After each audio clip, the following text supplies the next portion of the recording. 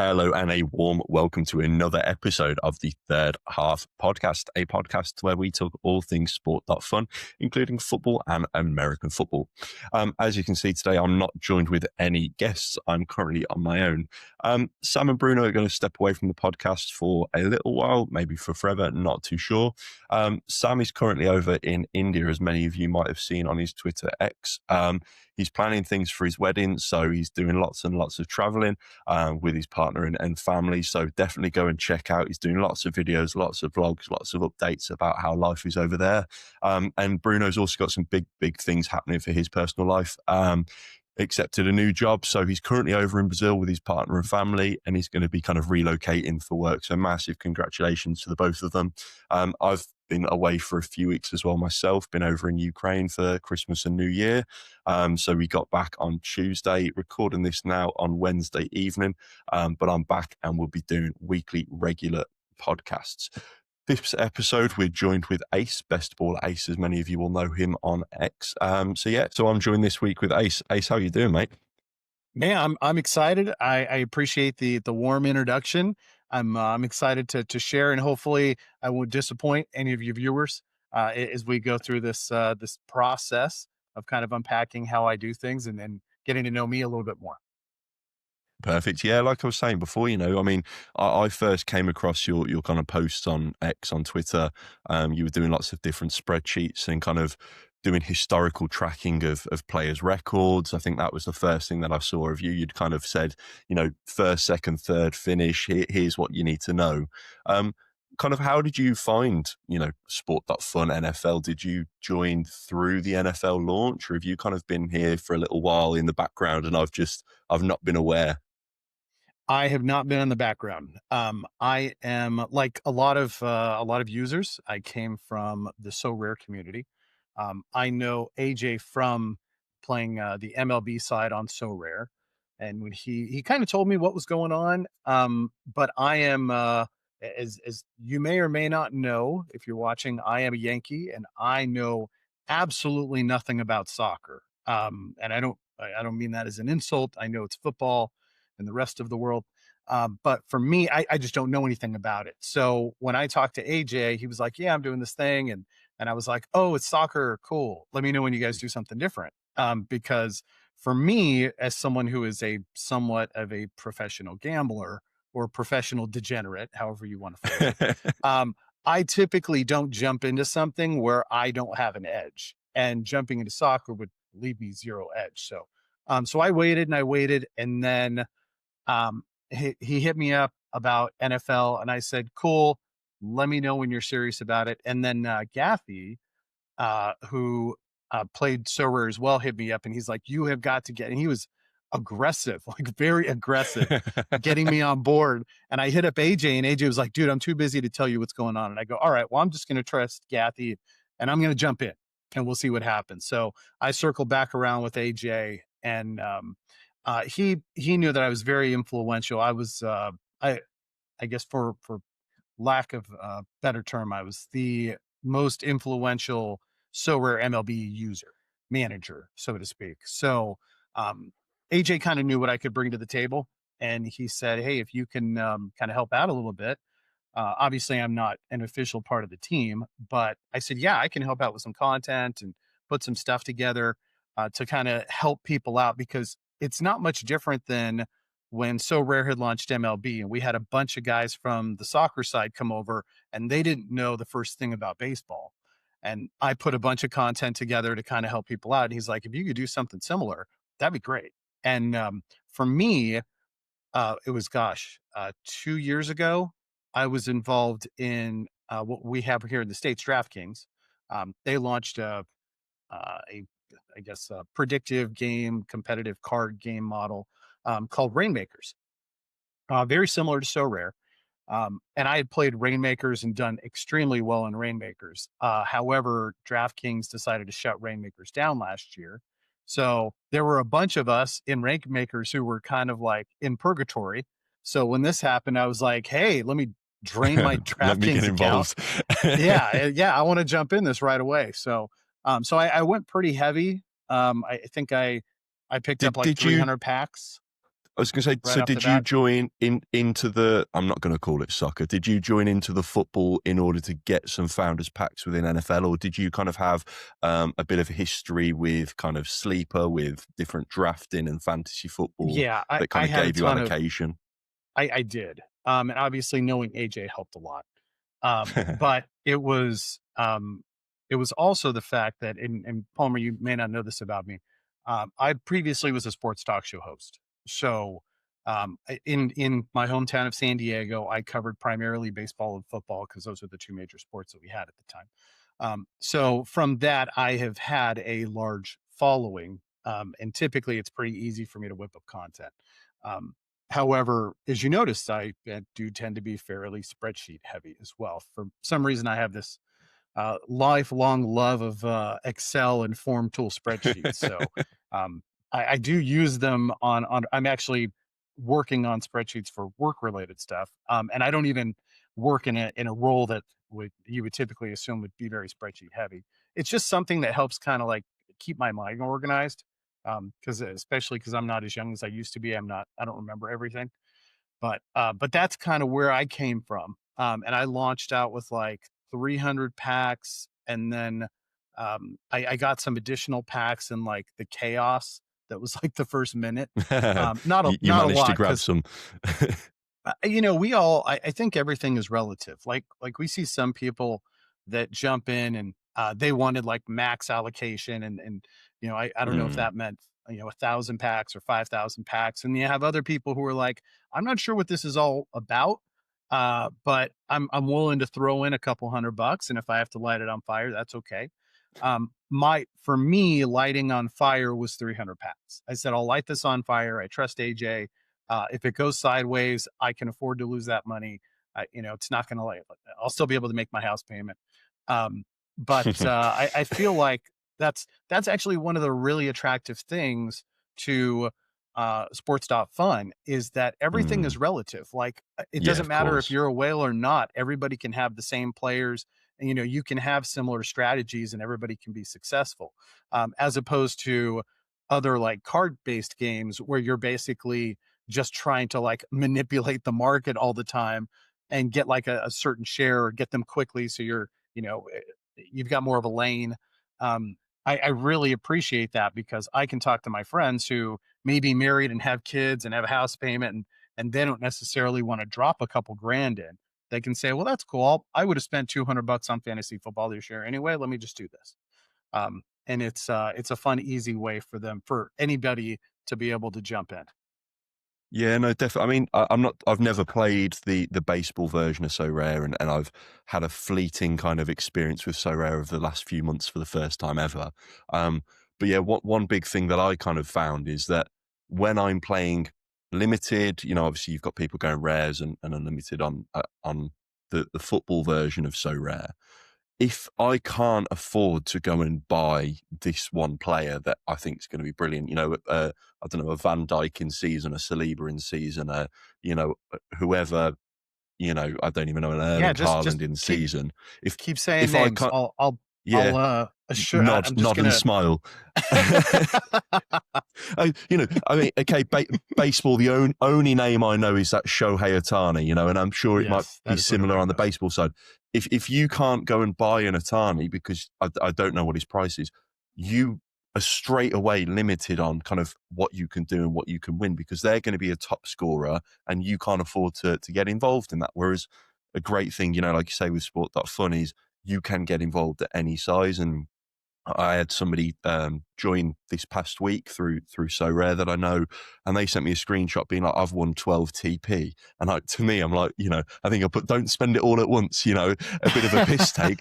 Um, but for them, when you look at that relative size, actually that's a good return based on what they've put in because they're just putting in small to test the water to see how it is and kind of go from there. And I did see some of the stuff about the baseball. And I know you've got in your Twitter bio former So Rare champion. Is that kind of something that you're looking then to kind of replicate on sport.fun? different leaderboards as that kind of evolves in the game? Are you kind of somebody who looks at your quote unquote competition in a PvP trying to better people, or are you just kind of concentrated more on your own portfolio, your own size, and kind of just, beating the house, so to speak? What's kind of your Well, intentions and uh, mindset? I mean, for me, it's both. I want to beat the house and I want to beat everybody. So rare, it's almost impossible to beat the house. That's kind of the problem. Yeah. And I can't speak to the soccer side, the football side. It's so rare, but I know I played basketball the first year and I crushed. But I primarily only played rare and super rare on MLB. For the most part, I played from unique down. Um, and it was fun. It was easy. I shouldn't say it was easy. That's not fair. Sometimes it was very easy. But I do feel like it was so impossible to beat the house all the time. It didn't matter if you were finishing on podiums and so rare, like back to back to back. The fact that they were just flooding the market with auctions and buy it nows made it so hard to be able to win more than your portfolio went down every single week. And Mhm. I know this obviously isn't like a so rare podcast, so we don't need to jump into that. But yeah, I want to do both. I can't wait for us to get leaderboards on sports.fun because realistically, it's tough. Like I think our basic measurement is the amount of TP uh, Yeah. versus like how much your portfolio is. And I Yeah. know that the NFL side and the football side are very different. Because of a lot of variables. But when I go four times my portfolio in the NFL, I think that's virtually impossible to do that. Probably even over a month on the football side. But like it is pretty regular that, especially for, gosh, I think the first 3 or 4 weeks, that people who knew what they were doing, we were all going like 3, 4, 5 times our ports. It's gotten, we had that kind of like we had that boost that happened on the NFL side, and all of our portfolios were getting crashed down around, like I think they Yeah. dipped under 3 at one point, and then all of a sudden, I don't know, a couple announcements went the right way, and people got all fired up, and whether people were buying for fun or people were they figured out like, oh, I can farm stuff during the off season, like that sounds great. I don't know exactly what motivated everybody, and I'm sure everybody had different triggers, but for me, uh like this week, I think I won, 36,000 tournament points, and my portfolio is somewhat around like 22,000, 20,000. But I do so much trading. Like I do an insane amount of trading. I don't even want to look at the amount of fees. I know that midway through last month, I think we were 3 weeks in, I had already spent $1,600 in fees. And I'm kind of thinking to myself, like, simmer down. And it's not like I'm rebuying the same guy all the time, but I know we're going to talk about strategy a little bit later. But for me, I try to have like a key core of guys that I'm going to use, and then I just kind of like mix matchups in. So if I've got 50,000 shares of a guy, and I don't think he's got a good matchup. So much of the NFL is matchup based. If I don't Hmm. think he has a good matchup the next week, I'm going to bounce him, and I love that swap feature because then I'll just bounce him and I'll swap those Just shares into straight in and somebody out. else. Yeah, yeah. So I do a ton of that. And right now, well, you know what? I don't want to step on your toes too much, but when we talk about leaderboard, to kind of circle back around, I am very excited when we get that because I feel like that's really the measurable. We want to be able to measure ourselves against our peers. And once we Mm. have that leaderboard, I think there needs to be like a certain level.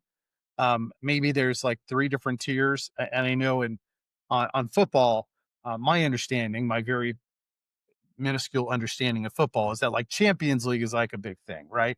Yeah. And MLS is kind of like laughable. So I feel as though we would have like guys who have portfolios under $1,000 would not be on the same leaderboard as guys who have portfolios that are over like 30 grand or 50 grand or whatever that number is. Because the larger your portfolio, the harder it is to To get multiply those that TP. scores. Yeah. Yeah. So I think that ideally we'd have like almost like boxing. right? You have like heavyweight, middleweight, lightweight type thing. I think that would actually be a really easy way to distinguish it. And Yeah, I then mean, we're competing it's with people definitely like in our same range. yeah, it's definitely an interesting kind of topic, and when you were saying there, at the beginning of the NFL, you were kind of 3-4xing your port into TP.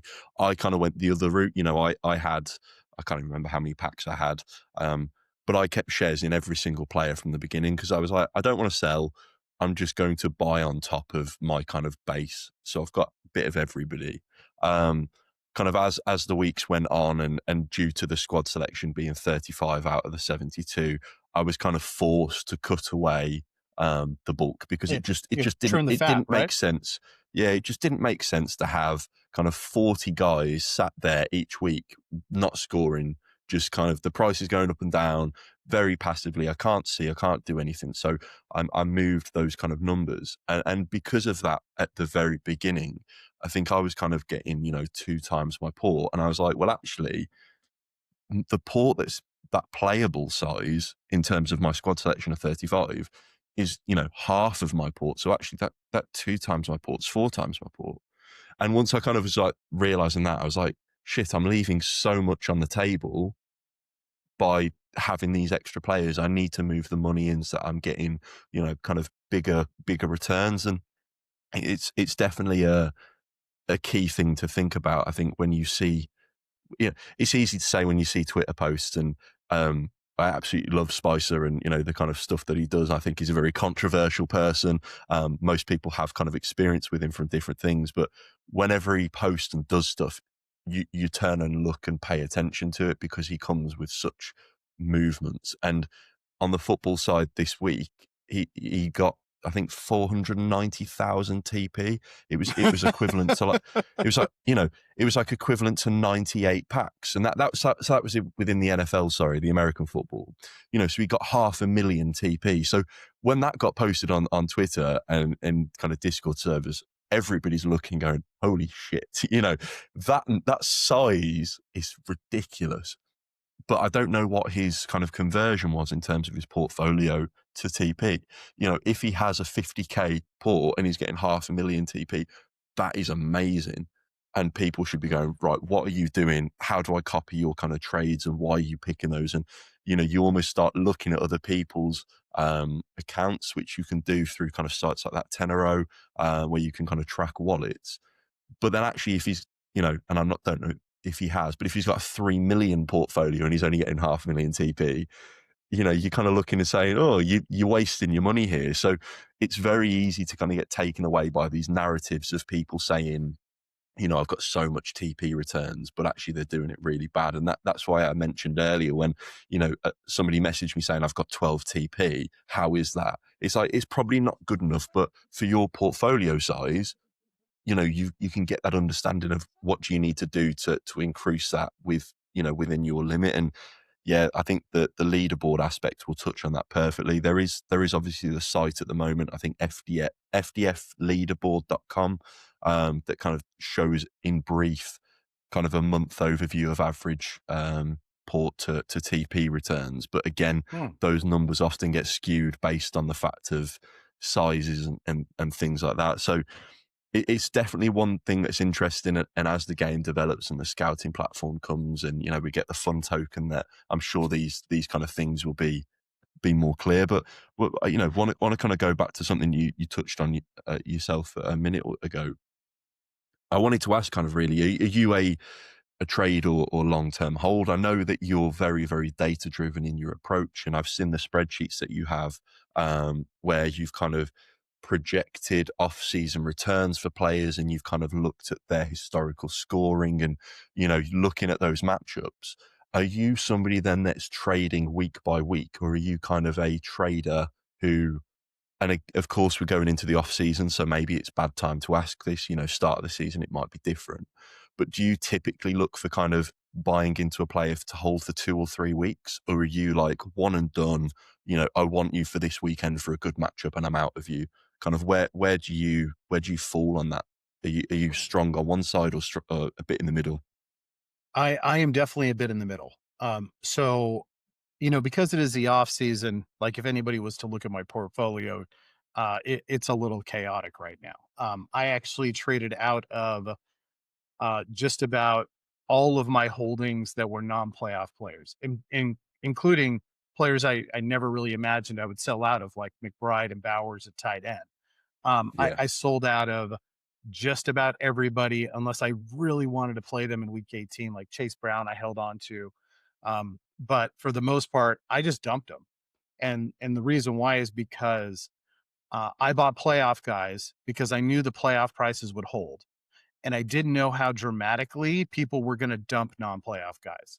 So I Mm. didn't want to, like you mentioned Spicer, and I love Spicer.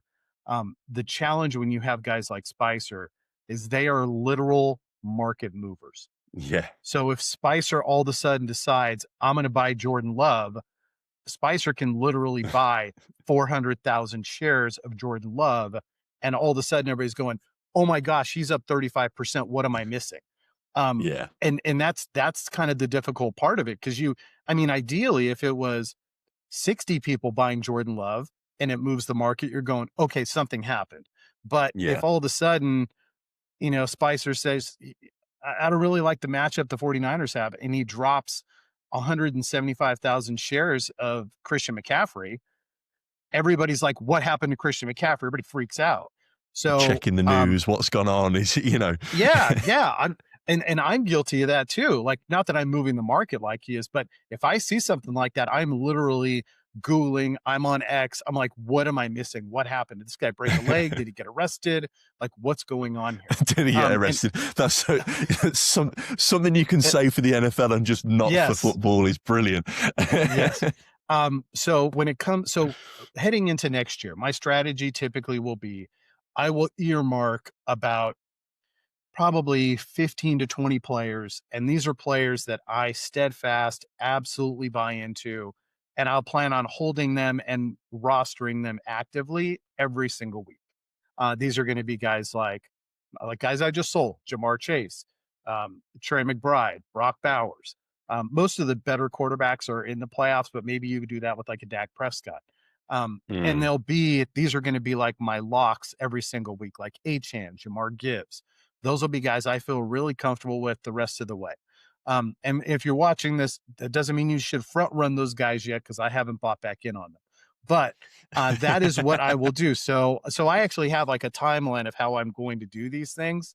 Um, and then with the rest of my active spots, I will trade. I'll swap all the time. So it might be this week. I think, let's just say, like Derrick Henry has a great matchup for the Ravens. And I say, okay, I'm going to carry Derrick Henry, but I know in 2 weeks he's going to play against the Chargers, and the Chargers have a great run defense. So I'm going to hold Derrick Henry the next 2 weeks, and then I'm going to swap out of whoever else. Like, let's say I'll just throw a name out. I'm going to swap over into Jamar Gibbs. So I'll swap those shares after 2 weeks. But I do try to plan things out about 3 to 4 weeks ahead. So that way I know, okay, these players have the softest matchups. I have to Yeah. keep, this guy's got a really tough matchup. He's probably going to dump in price. So I can wait for that opportunity to scoop in. There is like a methodology to the way I do it, but to just kind of wrap up what I'm explaining, I try to keep a core base of players, of studs I feel comfortable with week in and week out, no matter who their match is. And then I will mix in other guys who have favorable matchups. So when you're making your trades then, what I mean, if we look at kind of last week and talk for me, I mean, I was sleeping through the game, but I went heavy thinking that the Ravens were going to beat the Steelers. So I sold out of Jalen Warren and bought into like Derrick Henry and was thinking Ravens are going to beat the Steelers. And then if they go in, they've got kind of a favorable matchup potentially and didn't happen. Misfit field goal eliminated, price Yeah. dropped and stuff like that. And it's kind of, I think you're absolutely right in kind of touching on when the time is to sell, because my kind of mindset within these games is if you're not first, you're last. If you're not that first person to pull the trigger on the price, well, sorry, mate, you're too late already. And kind of you're then stuck between a rock and a hard place of saying, well, do I cut my losses and sell now? Or do I just hold for a week, maybe 2 or 3 weeks for the price to kind of meet back up again and go from there. And it's such a difficult one sometimes to plan. Are you Let, so Palmer, can based I on that? Are jump in you on that? go for it? Okay, so here's the interesting thing about the Ravens and the Steelers. And I know that, if you're watching this and we just finished up week 18, you're like, whoa, there were all these dramatic slides, right? Um, I also had a good amount of Ravens. Now, I will tell you that 2 weeks prior, I sold the majority of my Ravens. I had like 80,000 shares of Lamar Jackson. And when he got hit in the back and left the game, as he was walking to the locker room, I dumped 80,000 shares of Lamar Jackson. I also dumped 100,000 shares of Zay Flowers because my thought was if Lamar Jackson's not in there, they're going to Yeah. run the ball. So I held my Derrick Henry shares at that point. Um, Lamar ends up not coming back. He ends up missing the next game. I feel like I'm pretty smart. His price drops to like 0.012. Zay Flowers ends up obviously having a great week this last week, but and I felt good buying Zay Flowers. I bought all my Zay Flowers at under 0.005. So I felt pretty good when I sold, and the fact that he finished him first, I I was fine with that because I was not going to buy him back at 0.008. Not interested. So, the challenge is when I also thought the Ravens were going to win. And for all intents and purposes, that should have been a tie game that went to overtime. If the Steelers kicker makes the extra point, the Yeah. Ravens kicker had a chip shot. He should have made that, and then we go to overtime. And then Derrick Henry ends up being on a podium. Lamar Jackson and Zay Flowers. I don't know if they win or not, but the Steelers are at home, so I don't know who wins. But at the end of the day, that is the challenge. So the point I wanted to make now that let me get to it. Um, if you want, there's two ways to play this game, and I'm sure you know this. You can play the market or you can play for TP. The people who play the market win the majority of the time over people who play for TV. And Yeah. that is the reality. The Derrick Henry's price went bananas prior to the game. I'm sitting on 90,000 shares of Derrick Henry. I fully know that there is a possibility that they're on the road. I don't know what Lamar is going to look like. I can sell my Derrick Henry. He's now at 0.02. My girlfriend is like, hey, let's go for a walk before the game. I say, really should sell these shares right now. And but I'm not going to say that to her because I know better. And I say, yeah, babe, let's go for a walk, right? And I'm thinking in my head the whole time we're out for a walk, I'm thinking I got to sell those Derrick Henry shares. I really hope they're still at 0.02. I come back, they're at 0.018, and at that point I go, I'm going to ride this. I think he can finish on the podium. They're going to go run heavy. They're going to win. And I'll scoop this TP and his price won't move too much heading into the wild card round. Hmm. Obviously, that's not what happened. And I have never seen a player drop so hard. I'm looking at the sheet and it's just, I've got the player page up right on my phone. So I'm looking at it and I can't believe what's going on. I'm like, oh my gosh, 0.012, 0.011, 0.0098. And I'm like, oh, too late. I'm done. I'm just done holding at this point, right? But the reality of it is the guys who are playing that game to win the market, they sold at Yeah. 0.02. They sold at 0.01. They Yeah. won. They won big. Yeah. And even if, the only way this works for me is if I hold, he lands in first or second place, and I win enough TP to offset whatever's going to What's happen happening? next. Yeah, and Yeah. ideally his price doesn't drop enough heading into the wild card round. So there are these two games, and it's tough because I genuinely want to always play for TP, but I learned very quickly, and I'm sure you guys on the football end knew, um, you know, I was your exit liquidity the first couple weeks. And I realized, oh, this is how you guys are going to play. Okay, let me play the Playing market. dirty. Okay. Yeah. So I said, no, I'm going to play the market. So I understand football better than most people. So obviously watching football all my life, but also working in sports, I Mm. understand the ebb and flow of the game and how things are going to change and how play calling is going to change. So if I'm watching a game and I'm thinking, like, let's take Tyler Warren, for example, a couple weeks ago, Phillip Rivers comes back, right? Phillip Rivers historically always uses his checkdowns and his tight ends. Always. Hmm. And I'm thinking, okay, I'm going to load up on Tyler Warren. I like Tyler Warren. I've got a decent amount of Michael Pittman because Phillip Rivers is in love with tall receivers. So I'm going to roll with that. Jonathan Taylor's not great catching the ball out of the backfield. I'm not going to worry about it. So all of a sudden, I watch Phillip Rivers. Now, I've watched Phillip Rivers his entire career because he was in San Diego very closely. And I'm not a huge Phillip Rivers honk, but I'm like, and I also, by the way, put money on the opposite team to score a defensive touchdown every time Phillip Rivers plays. So, Because you understand. um, so I'm watching what's going on, and automatically I'm thinking the best he's going to do is 150 to 170 yards today. That's not going to be enough for Tyler Warren. Like, there's not enough yards to go around for Tyler Warren to score points. So at the end of the first quarter, I sold 40,000 shares of Tyler Warren. I sold 20,000 shares of Michael Pittman. I was like, there's no way that a wide receiver, unless he somehow catches 4 balls for 3 touchdowns and 45 yards and maybe finishes in third. Best case scenario. I don't think it's unrealistic. But if you understand football, you can make those adjustments. You can go, yeah, that's not going to work. So after you guys kicked the hell out of me the first couple weeks, I realized I read this game a lot quicker than you do, and I know I'm going to get out first. So I'm the first one out of the movie theater when somebody calls fire. Um, but also keep in mind, I have NFL Sunday Ticket. I literally have the ability to watch 6 games at the same time. So when I'm watching these games and I'm keeping up, I'm going, he's not going to get there. And it's the second quarter and I'm bouncing out. It's only hurt me once this year.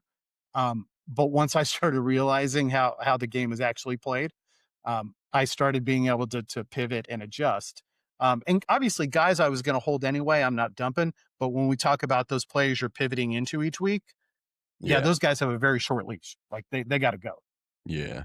No, definitely. I mean, like I say, I was in similar position for you on that Steelers and Ravens games, and I think as soon as DK Metcalf went out, I was like, shit, because I bought Jalen Warren thinking Steelers have an outside chance here to make playoffs. You know, DK Metcalf goes out for a swift uppercut, and you know the picture changes, and so because of that, my mindset changes, and thinking, well, he's lost his main target against the Ravens. Yes, I thought it was going to be quite low scoring, but again, I was heavy on Derrick Henry. That was the only, you know, I think it was Henry. I had a little bit of Flowers and Andrews just kind of lingering in the background, not, you know, not enough to write home about. But I kind of went in on Derrick Henry thinking, run heavy, get the clock down, you know, Ravens will be up and, you know, we'll make the playoffs. I'll hopefully win some TP. Price should hold, if not go up. I'll wake up. Everything will be fine. I was on a train coming back home from, you know, I've been away for Christmas and New Year, so I'm on a train in the middle of Ukraine coming back with no signal. Wake up in the morning trying to look at what happened on the scores with very little data. I see the Steelers have won, and before even going into you know football.fun, sport.fun, I knew it was going to be a shit show. You know, it was like 4 hours after the game had finished, and I've not even looked at the price, but I knew. I was like, I'm left holding the bag, and I think that's the perfect story. Is, you know, you said there that you've had one time where it's kind of not worked out. You know, you've done something and you actually should have probably held one time. And that's the reality, that if you sell first before a ball has been kicked, touched, thrown, whatever, you can normally guarantee a win every single time. And if you hold for the length of the game, yes, you can win big because the price can go up as people chase. You can win big in TP that gives you good packs, and you can kind of, you know, have those sporadic launches. But as the game currently stands, you've also got a massive risk of kind of losing a lot. And again, I don't know how much you know on the football side, but we had it earlier in the season where Kevin De Bruyne, who was, you know, he's a bit older now, one of probably the best midfielders of recent times, playing for Napoli. Middle of the game, he takes a penalty, scores the penalty, and as he kicks the ball, bang goes his hamstring. He falls to the ground, subbed off. You know, kind of at his age, potentially a career-ending injury, and his price went from, you know, I don't even know what it was, but it was like 0.5 down to, you know, 0.008 or something. It came down like 500% because people were just going, well, that's him done. You know, he was confirmed out for the season, missing the World Cup, and the price drops. So the people that have sold before the game have got their win. Maybe it's a small percent. Maybe they're getting a 2-3% win on that trade.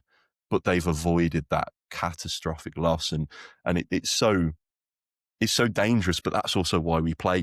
People don't play for winning 2-3%. People play for winning big and, kind of having that big hit and that big, I told you so, I called it. If Warren had gone off and on, first quarter and scored a touchdown and gone for all these yards, you wouldn't have sold in quarter two. You would have held till the end of the game and been putting a Twitter post out saying, I know Philip Rivers better than you. I've called it, because that's the enjoyment that we can get. And that's the, do you play with your head or your heart? Do you look at things, data driven statistically with the facts and saying, I need to get out? Or do you play with your heart and think, nah, the Ravens will do it, Derrick Henry will do it, and you kind of leave money on the table. So it's definitely a good thing.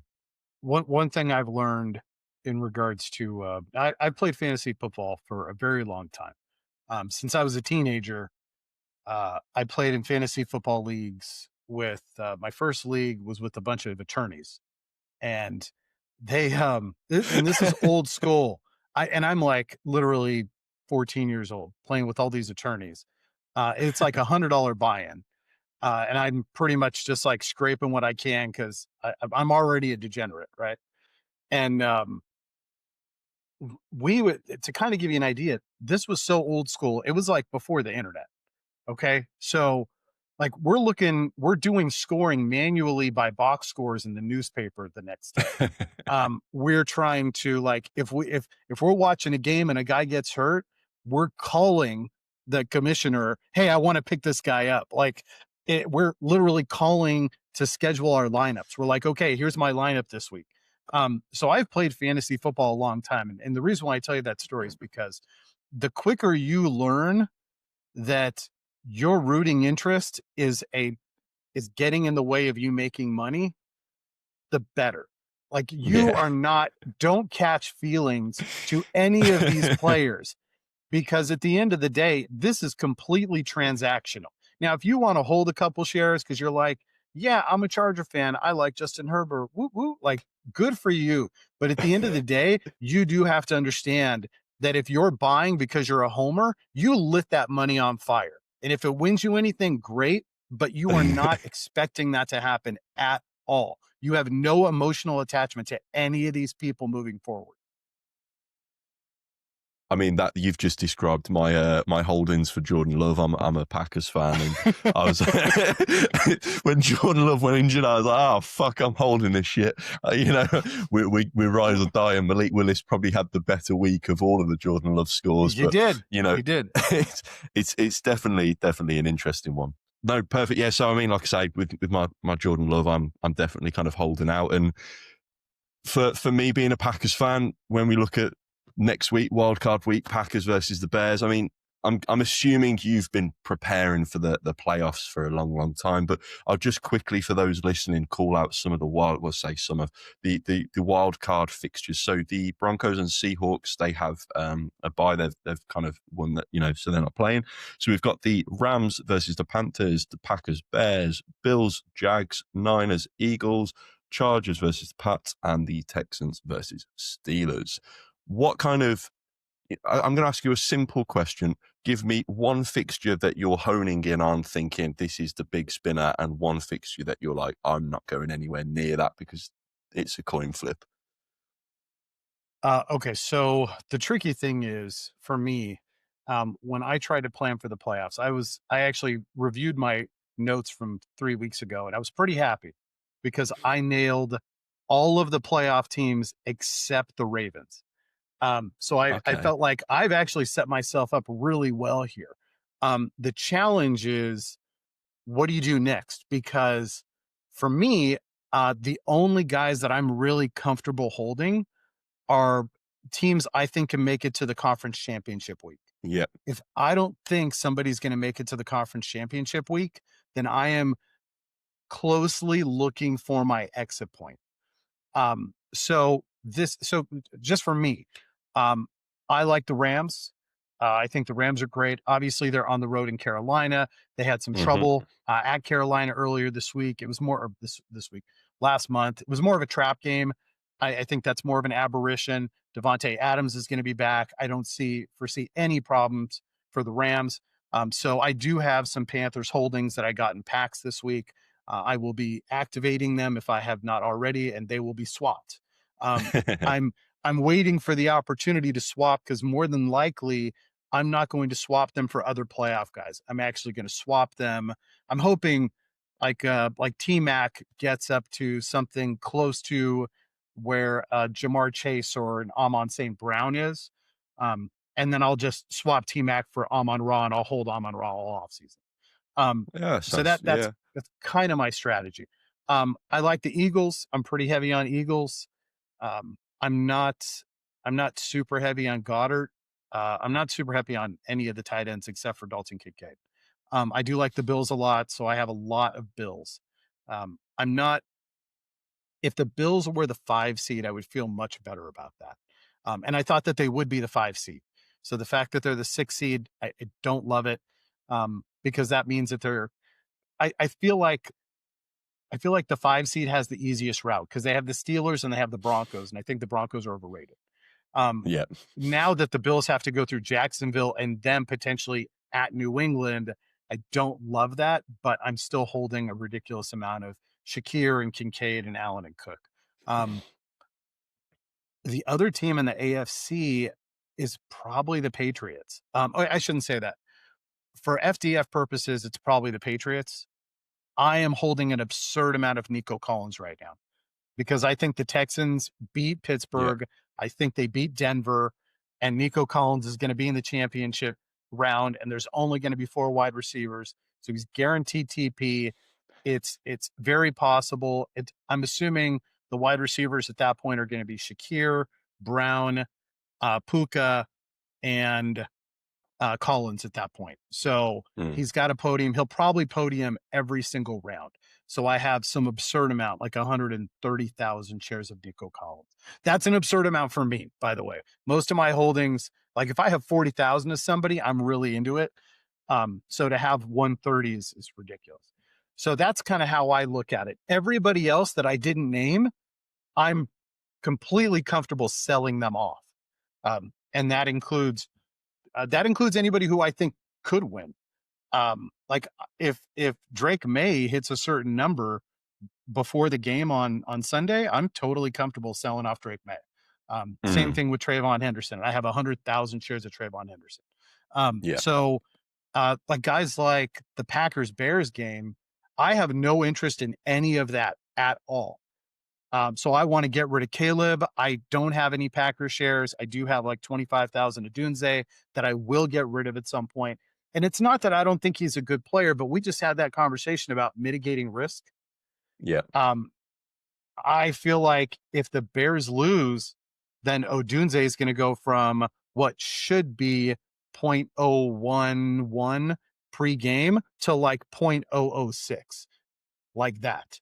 Mm. Jordan Love, Josh Jacobs, if the Packers lose, and I know as we're recording time, Jordan Love is around 0.014 right now. He's going to dip under a cent Yeah. if they lose. So I'm going to mitigate risk as much as possible. And for those of you who are willing to risk and run for glory for tournament points, then you're going to be able to get a lot of it because active shares are going to get just obliterated by like the third quarter.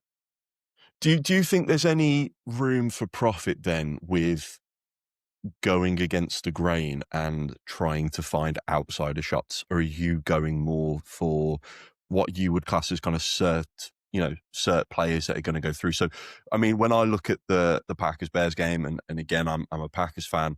I think the Packers are actually the favourites. However, my mind says that the Bears win. I I want to watch the Packers win, but my head just says I don't see it. So those are the kind of the games where I think potentially people are sleeping on. So do you see that, is there any kind of value in trying to go against the grain and pick players from the underdogs that will go through? So like I say, I mean, I sold a lot of Warren from the Steelers going into Henry because at the time I thought Warren was a great underdog, and if the Steelers went through, it would be a great payoff. Metcalf went down and I was like, I just need to cut my losses. I think I still actually took a profit on it, but the losses that could have been. Sorry, the win that could have been. Um, it's kind of, or are you then just going heavy for plays like that? Because again, I mean, I've gone Rams, Bears, Bills, Eagles, Pats, Texans. However, I'm kind of skeptical when I watch the Eagles 49ers because you just don't know what 49ers team you're going to get on the day. You know, everything says that the Eagles should just piss through it and get an easy win, but those are the games that could just be a stupid upset. So you know, do you know what I mean? Like, where do you position yourself? Because if you go for the certain wins and it kind of falls, well, you're part of the crowd and you're potentially going to lose more. Or do you try and go for an outside win if you're playing for TP?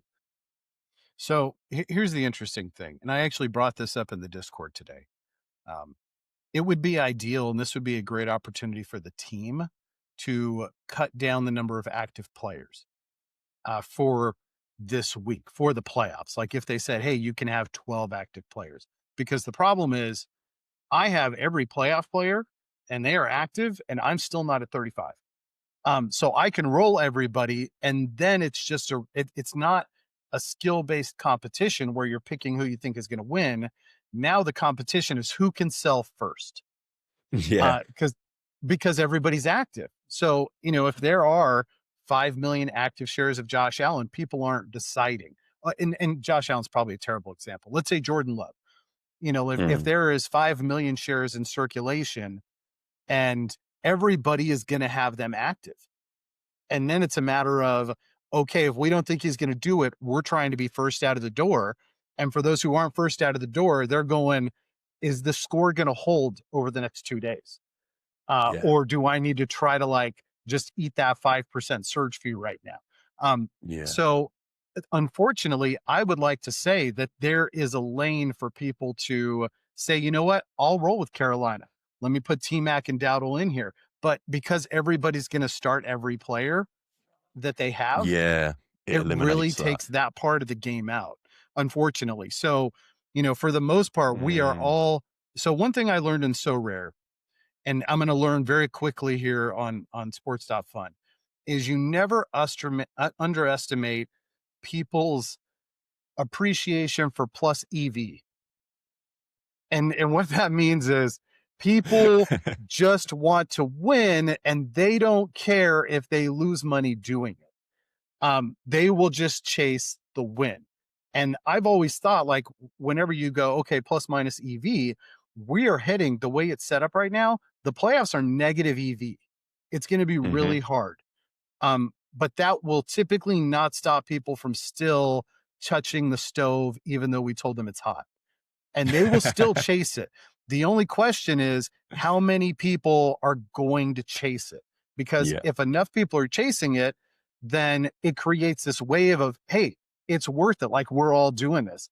If too many people, and I mean, I feel like I've been in the crypto space long enough to know that as much as somebody will say they're going to do it, they are the first person to run out that door. So they're like, oh, I'm in, I'm in, I'm in. And 5 minutes ago, they already sold. So, and that is the space. So, I mean, I would love to say, yeah, there's a way that it makes sense. The only way this really makes sense, and I will tell you this, as much as I know football, I always get playoff games wrong. I have Mm, never had a perfect playoff bracket. And that might mean that the Jags beat the Bills. That might mean the Steelers upset the Texans. It could mean that the Eagles just can't figure things out. It could, we don't know. Like there is weird stuff that happens sometimes. And I have never had a perfect playoff bracket. In fact, most of the time I have a hard time getting a perfect weekend, the first two rounds. So, I'm going to tell you like, hey, I think these six teams can win. Hell or high water, I'm going to be wrong on at least one of them, probably two yeah. of them. And I just hope for my portfolio that it's not the Eagles and the Bills. Anybody else who loses, I'll kind of take those on the chin, but I really, really hope it's not those guys, because then I'm going to eat it really hard, like I had to do with Henry this weekend. So, Mm. but unfortunately, I think it does get killed. To answer your question, I think that strategy unfortunately gets killed because everybody's going to have every opportunity.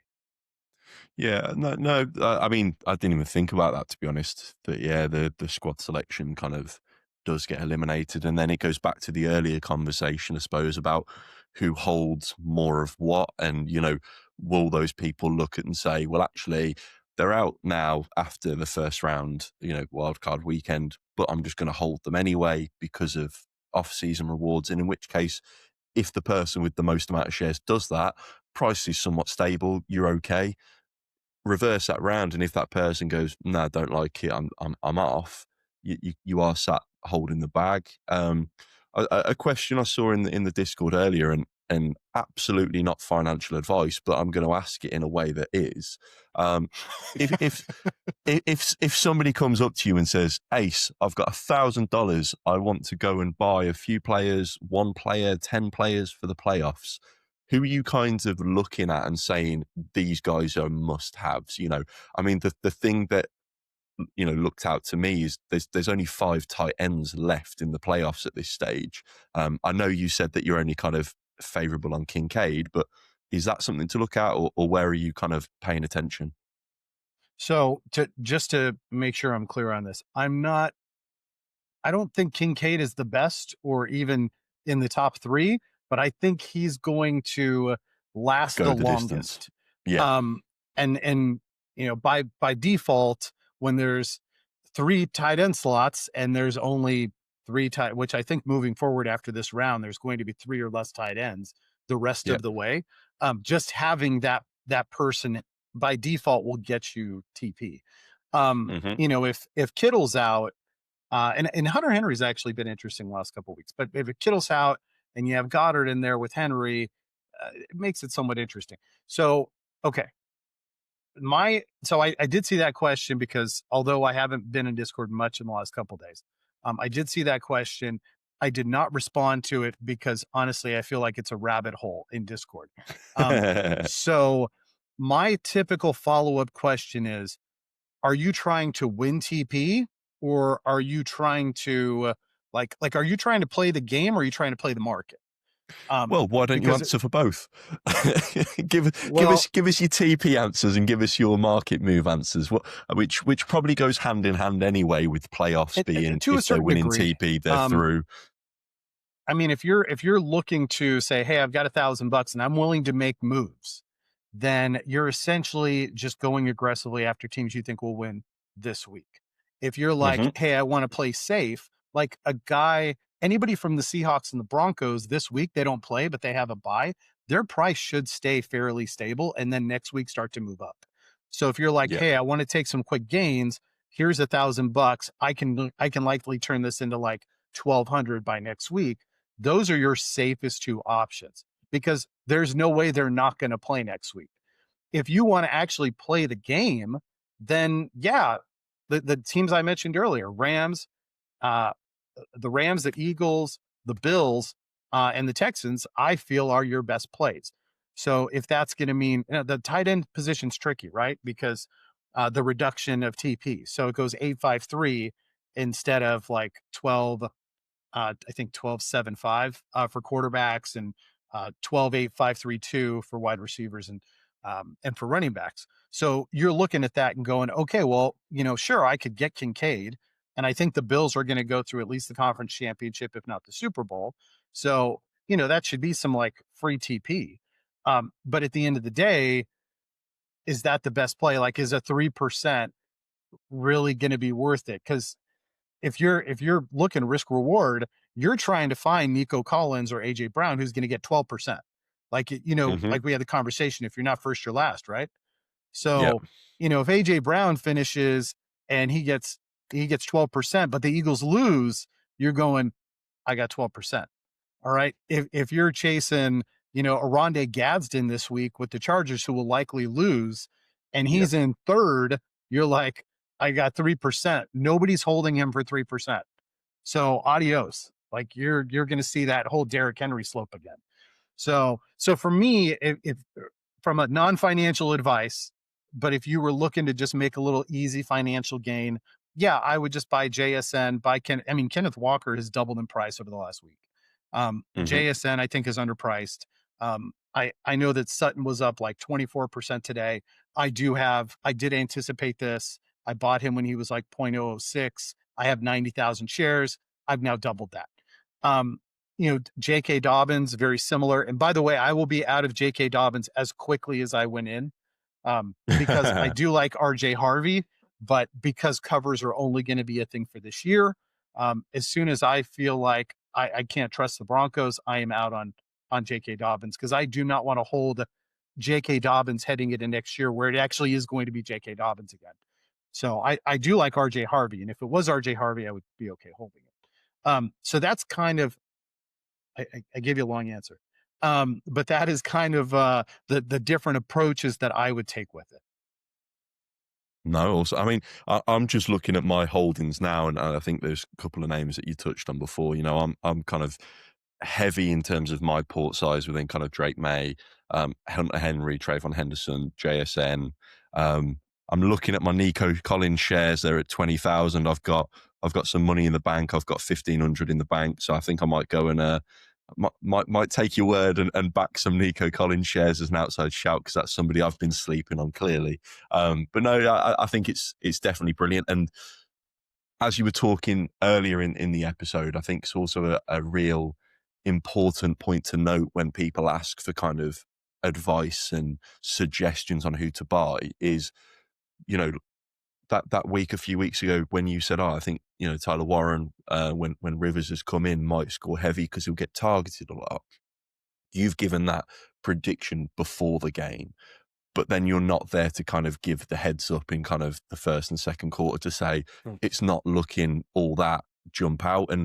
And so whenever people are kind of asking, who do I go and buy? It's very, very difficult to advise. And I replied to somebody earlier on that kind of question and said, well, it is difficult because we've never been in this position within sport.fun before.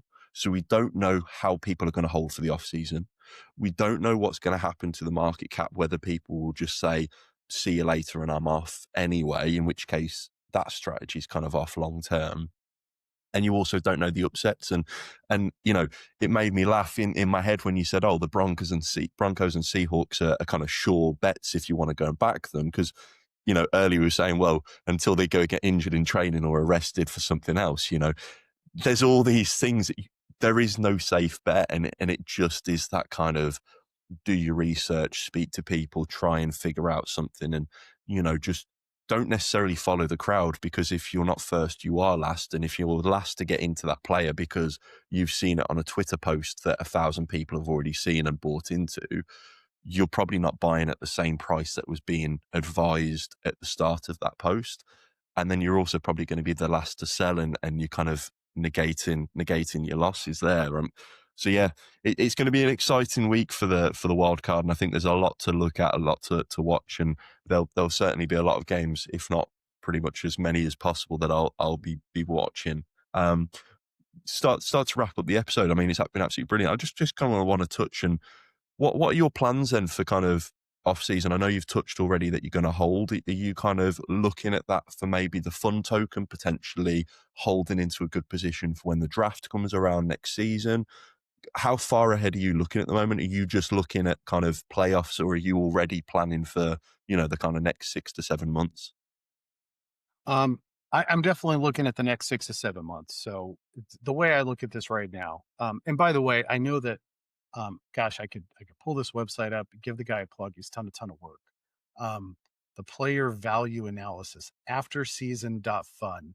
I think it's GAIQN. I have no idea how to say it. He's in the Discord. He set up this website all on his own.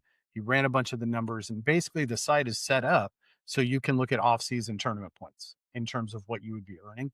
Oh, There's nice. one calculation that I have in my spreadsheets that I don't think he has, and that his numbers are based upon the amount of active scoring points that a player could have earned. And by scoring points, I mean if they finished in first, they got 12, kind of thing.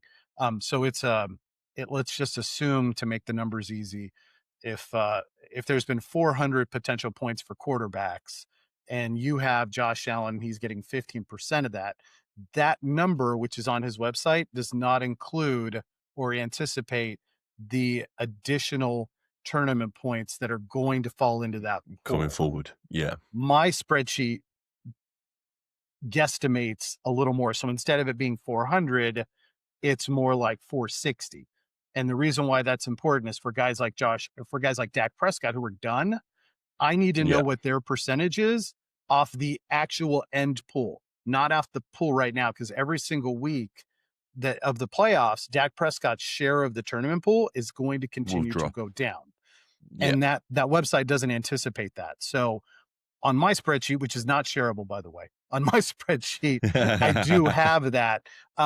So there's a certain ratio that I look at. And there's a I don't buy guys just for TP. So I'm not going to buy Rico Dowdle. I'm not going to buy Michael Pittman, even though they're going to be like a 2 or a 3 times whatever you pay for to TP ratio.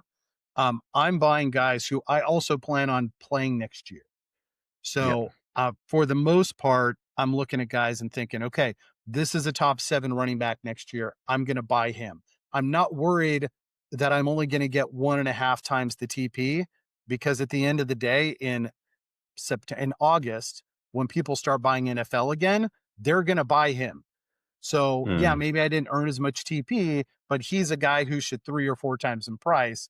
Whereas Rico Dowdle might get me 3 times the offseason TP. He might only be like a 1.5 times price because he's a running back share. He might not even be with the team next year. Like, there's some other objectives in there, different variables that I'm trying to measure.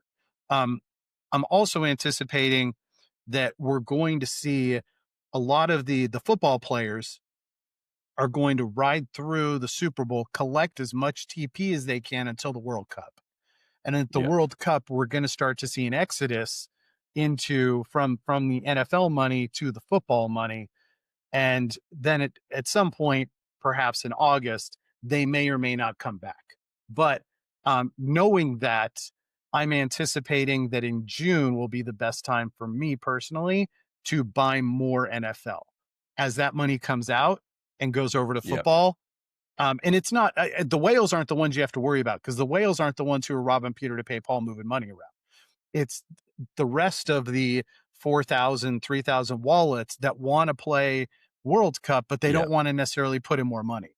So they're going, Yeah. where can I do this? I collected what I could from a And free, I farmed whatever for 3 months. Now it's time to go. And they're going to roll that into World Cup because they want to have fun.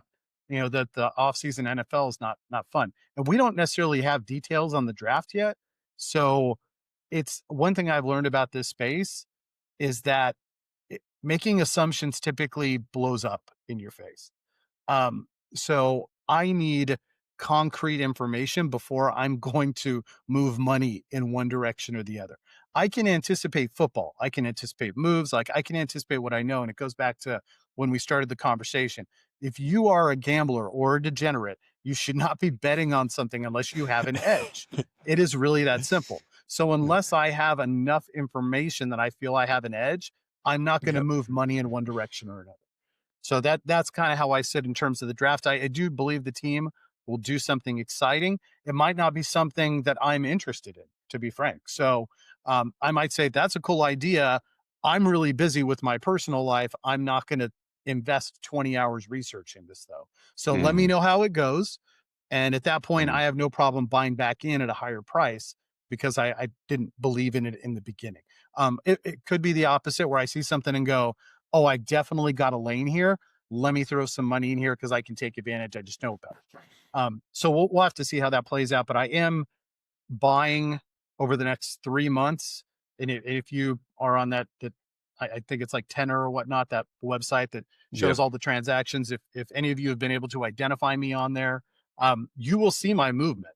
Um, and you'll notice over the off season how I do. I mean, I basically gave you my game plan, my roadmap. So you'll see that I'm executing that roadmap as we go step by step through it. And the goal for me is to have the type of roster heading into the or into the 2026 season, so I don't necessarily have to make a ton of moves. I'm good to go at that point. setting yourself up to go far. No, it's brilliant. Final question, mate. I know obviously NBA has been hinted for the next sport edition. What is your ideal third sport under the sport.fun bracket? From a sports fun standpoint, I think for the health of the project, I think NBA is absolutely the way to go. I mean, the NBA has done an amazing job over the past 2 decades to expand the fan base internationally, and that is really the avenue. It's the Now I will say this: NBA fantasy sports and DFS is not terribly popular in the states. Um, the game itself, the NBA Sports Fun game, I think could be amazing. And I think we're going to see a lot of the soccer people come over. I think we'll see a decent amount of the NFL people coming over. The reason why I explain it's not as popular from a fantasy or a DFS perspective is we're not going to see a flood of US people come and go, Yeah. yay, I can't wait to play. Like I play best ball, which is why my X handle is BestBallerAce. I play a lot of best ball. If you're not familiar, just look it up on the internet. Um, NBA best ball, typically, like if you go to websites like Underdog or DraftKings, there's like one contest at a few different denominations. So like a $4 entry, a $20 entry, a $500 entry. NFL, it's absurd, like absolutely absurd the amount of entries and types of contests that you can play. MLB, if you want people from the States, people who watch baseball are very familiar with the fantasy side. Fantasy baseball, rotisserie baseball, it's a ton of nerds. Like you think my spreadsheets look good, like these people are amazing. So and they love that analytical standpoint. So um if you want to get US people, baseball is definitely the way to be able to push that. And I will say that obviously my influence over playing So Rare would allow me to bring a lot of people over to sports.fun if they and when they launch MLB. But if we're looking at the health of the project as a whole, I do think NBA is definitely the way to go.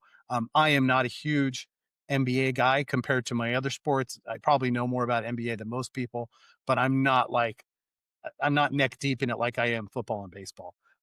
But I would absolutely jump in. I'd buy a ton of packs. I'd set an active roster. I probably wouldn't trade as much. I would just say these are my 25 or 35 guys, and whatever TP shows up each week, I would just roll with it. But I think that when we talk about the health of the project as a whole, which I don't think it matters if you play soccer or if you play NFL, you want the project to remain healthy. That Of NBA is course. definitely the lane that they need to go into next. Awesome. Brilliant. Well, thank you very much for your time, mate. I know you said you only had 20, 30 minutes, so thank you for letting me ask you questions for just over an hour. It's been an absolute pleasure. Is there anything you want to kind of plug, any socials, any links at all that you want to kind of give us a shout out? Sure. So if you are on Twitter or X, you can follow me at BestBallerAce. If you're on Discord, I am Aced Out. I feel like I'm always here to help and I try to be a positive impact on the community. So if you guys ever have questions, I try not to give advice because, as Palmer alluded to, I can tell you to buy Tyler Warren, but I'm probably not going to like circle back around and tell you when to sell him. So I try to really hesitate in regards to giving advice on specific players for specific weeks. However, if you just want to talk shop, I always love to talk ball. So I'm happy to engage with you at any point on any level, whether it be on X, on Discord, wherever, on my YouTube when I have the opportunity to stream. But it is, the what do they say? It's a rising tide raises all ships. And I think that as long as we are all kind of working in a positive manner, then it's only positive for the community as we bring new members in and they have a positive experience. I think that's a good thing. And so anyway, point being, if you want to talk ball, I'm always available. I always make myself open to be able to have those communications. Perfect. Thank you very much. And thank you, everybody, for listening. I hope everybody's had an amazing Christmas, New Year. And it's great to be back with another episode. And I'll leave it there.